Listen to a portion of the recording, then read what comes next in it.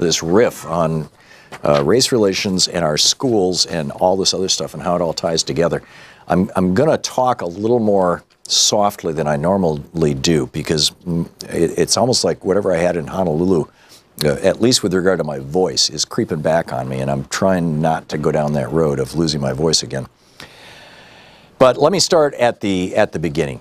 One of the things we know about our schools since the Reagan era, since Bill Bennett was Reagan's Secretary of Education, and he was basically, you know, a Betsy DeVos, or Betsy DeVos is basically Bill Bennett, trying to cut back on federal funding for public schools in the United States and promote for-profit schools, segregated schools.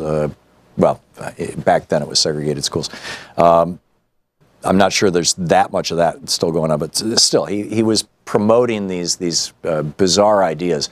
To basically kneecap public education, to turn education into a profit center for Reagan's billionaire buddies. And the result of that is that many of the schools in America right now are using 30-year-old textbooks. They're using textbooks that were published back in the 1990s, or even before in some cases.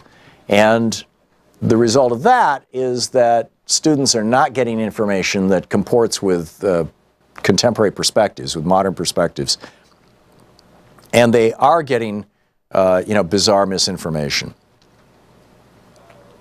For example, Eileen Curtright tweeted this on the 16th of April.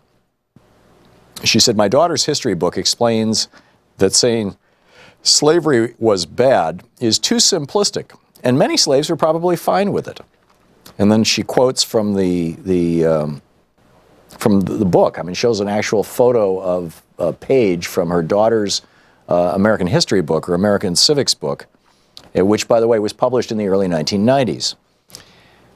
Quoting from the book, "But the peculiar institution, as Southerners came to call it, like all human institutions, should not be oversimplified. While there were cruel masters who maimed and even killed their slaves, although killing and maiming slaves was against the law in every state, there were also kind and generous owners. The institution was as complex as the people involved. Though most slaves were whipped at some point in their lives, a few never felt the lash. Nor did all slaves work in the fields. Some were house servants or skilled artisans."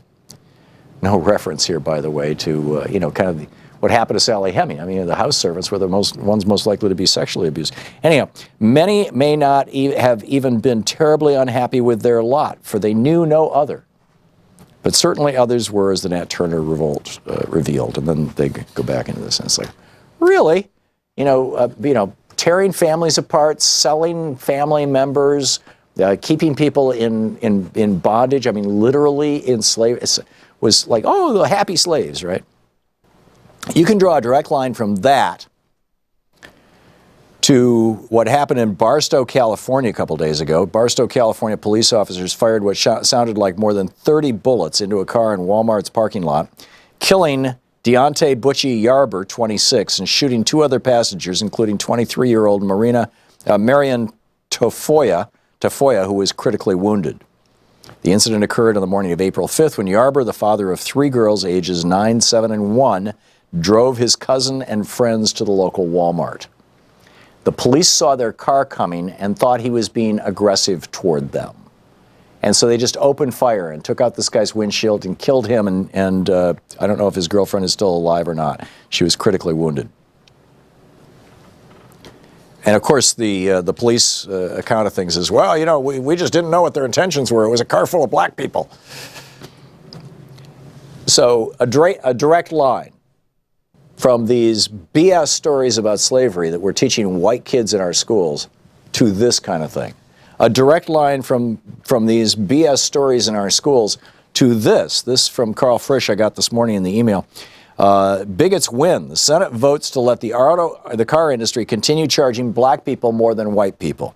If the House follows the Senate's lead, auto loan markups with extreme racial disparities will continue. And by the way, the co-sponsors of the bill took at least $5 million from the car industry. So the car industry buys legislators, and the Senate passed this thing. This is nuts, right? This is just absolutely nuts that the Senate passed this bill that stops the Consumer Financial Protection Bureau from protecting people of color who are trying to buy cars. No, we can't have that. They should be paying more, don't you know? I mean, this is where we're at. This is today's Republican Party. This is the kind of history that they're promulgating. This is acceptable in our schools, in our society? I don't think so. Back with your calls.